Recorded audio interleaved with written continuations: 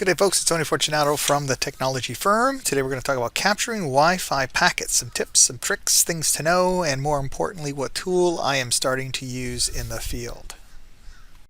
For those of you who've captured packets in the past on the LAN side of the network, you probably don't understand why it's never that easy on the wireless side.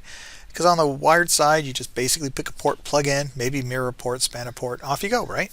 Well, it's not that easy, especially if you have Windows, because most Windows Wi-Fi drivers will not be able to capture the Wi-Fi management or control packets. I'm going to cover that in just a moment. Just hold on, it's at the bottom of the slide. If you search around the internet, you'll run into terms such as promiscuous mode, monitor mode, and if you don't know what they mean, people will sell you adapters and drivers to help you capture these packets. If you do use a Windows system and you start a capture using the current Wi-Fi adapter, you'll more than likely capture just data packets.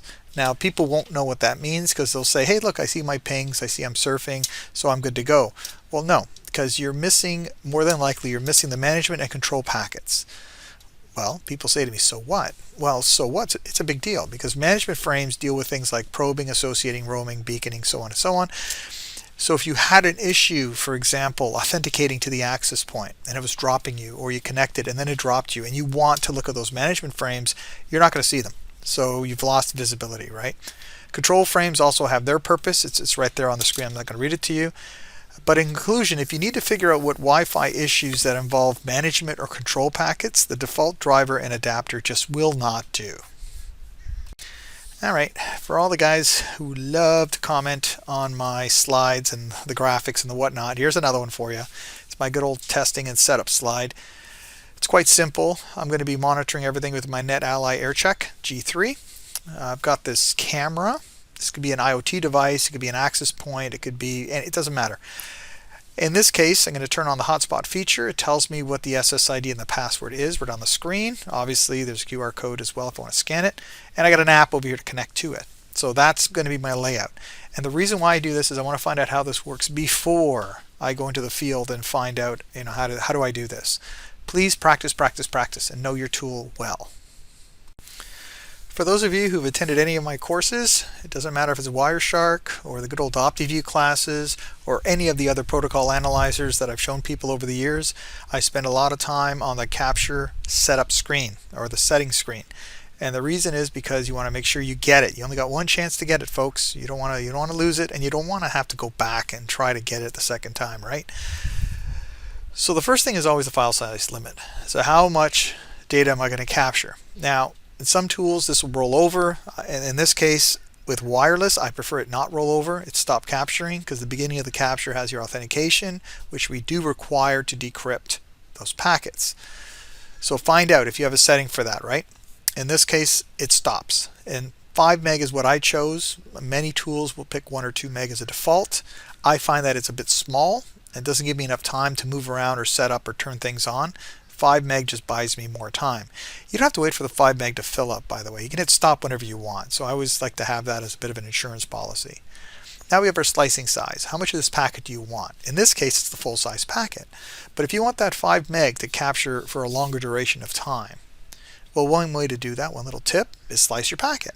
Now, if you don't know what to slice it at, like how many bytes, I always suggest people just start around 200 bytes, right there. You start at 200, that usually gets you your MAC, your IP, protocol headers, that kind of stuff, and a bit of the application stuff. And you should be good to go. And if not, you can adjust accordingly. This tool, the Aircheck, requires me to know the channel.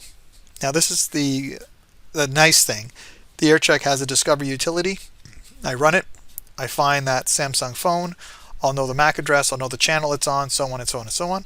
In this case, I know it's channel 11. And then while I was in that discovery tool, I just highlight the MAC address, copy, goes into the clipboard, go to this screen, and I paste the MAC filter right in there, right? Or you type it in, whatever you need to do. So this will be quick. This is the bottom part of that capture screen. Now, obviously, control data management and beacons. If you need them, you turn them on or off. And again, if you're not quite sure, my advice to you, leave it alone. Just leave them all on right now. It's easier for you later on in Wireshark. If you want to clean stuff up, just set up a filter to exclude or include things, and you'll be good to go. Now, from this screen, I can't stress this enough. If you take this off, for example, the management frames, they'll never be in the trace files. You'll lose them forever. So I always encourage you, get everything when possible. So now, when you're capturing from Wi-Fi, just a quick review. Get familiar with the Wi-Fi capture tool you use. I've said this many times throughout the years, so this is not new for me. And now with the Aircheck G3, I need to know the channel and MAC address, again review, of the smartphone to capture that conversation. With this tool, the Aircheck G3, I used a wireless keyboard and a trackpad so I can easily copy, paste, type stuff in. It just made life easy. Now I know it's a handheld tool, but it just makes it easier. If you do have the opportunity or the capability to remotely access it through your Link Live account, you can type as well. You can remotely control it and do whatever you like. But just make sure you have an easy way to input things on the screen, a stylus, anything. I've said this before. The last critical point to remember is you need those devices to authenticate to the access point. Otherwise, Wireshark can't decrypt the packets. I've seen a lot of people start a capture after things have been authenticated, and they get the capture and they've missed that important part of these, let's say the conversation, the setup, the authentication. And then they say, oh, I can't decrypt the packets. This tool doesn't work right. And it's, I'm going to say, the analyst's fault, right? Not for understanding when to capture the packets. I would also suggest you note the SSID and the decryption key right in the file name. That's the easiest way to do it. Now, if you are going to use Wireshark and you open the trace file and you do some stuff, you can always input this stuff in the file comments in Wireshark. But when you save the trace file, make sure you save it with a pcap-ng extension to retain those file or packet comments. So here we are. We're going to capture from, in this case, the Aircheck G3. When you start, you'll see the start option is there, which means it's not capturing. Channel 11 is what I chose. If you had I'm going to say a preference for your channel width, this is 20 megahertz, but if you wanted 40 or whatever, you can pick whatever the width is. And you can see everything's 0, right? Boring, capture size 0 of 5 meg, good to know. But when you hit start, then this is now stop is available, which implies it's capturing, and it says it's running right here. You can see a little spike, you can see the numbers populate, and you can see the capture buffer filling up. Now when you hit stop, because you don't need to wait for 5 meg to fill up, you can hit stop anytime you want. Now you're prompted with this dialog box, so I can put the file name in there. Again, I would strongly encourage you to put the SSID and your decryption key right in the file name. Where does it save on the unit? That's a good thing to know for later on. And then obviously, actually not obviously, if you have a Link Live account with NetAlly, this trace file can be sent directly up there. Now obviously the Aircheck needs access to the internet to do that, but that is an incredibly powerful feature. So if somebody's in the field, they do their capture, as soon as it's stopped and it's save, it goes up to the internet, throws it up there, and somebody else working at head office, the mothership, wherever, they can see the trace file pop up on the screen and they can start working on it immediately. Comments, you can put all sorts of comments in there. It's also extremely helpful when you're working with more than one person, or even for yourself if you want to look at this a month from now, a year from now, 6 months from now, whatever the case may be.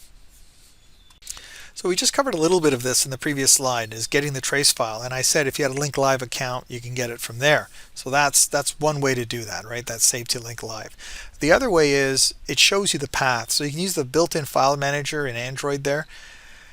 And you can just copy it to like a USB flash drive. Another option could simply be to use the App Store feature in the Android device and get an FTP client. If you want to send up to an FTP server, you can do it that way as well.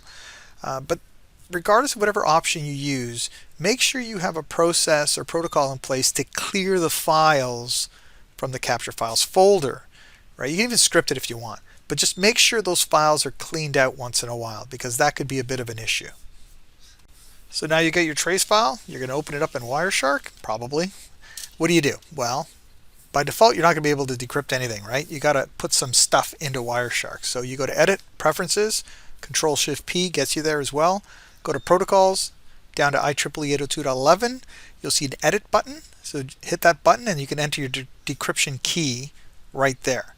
Now in this case, I got it right from the camera itself, told me the SSID and the password. But you put that in there and off you go. Now it's always interesting when you open up a trace file, a wireless trace file in Wireshark, the question always starts with how do you know if it worked? Well, before you do anything, enter these keys. Just type IP in the display filter. You'll see nothing because it's all just Wi-Fi packets.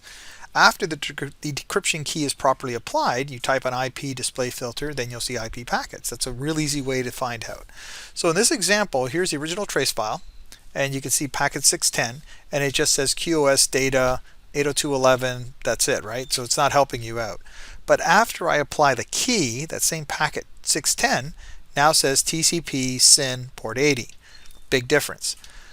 So make sure you test this out. Make sure you get the start of the conversation.